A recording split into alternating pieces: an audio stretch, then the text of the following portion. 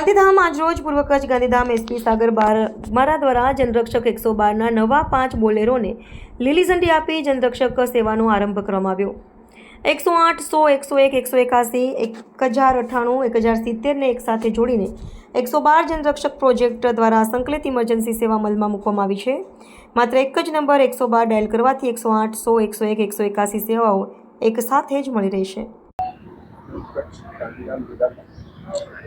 Dial 112 જે ગુજરાત સરકાર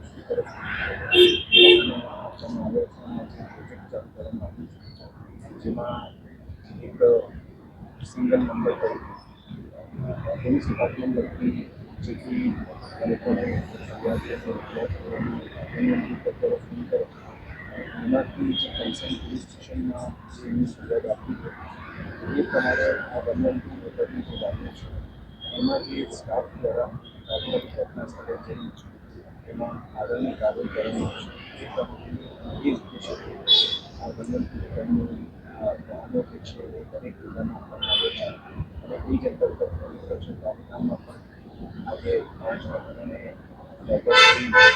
concern police station regular કામગીરી શરૂ કરી છે। આ મેઇન ઉદ્દેશ્ય જે છે લોકોની જાણકારી માટે અને લોકોને સહયોગ મળે કે પોલીસની જે કોઈ સ્થળ ઉપર પહોંચવાનો સમય હોય એ ઝડપી રીતે પહોંચે અને ઝડપી રીતે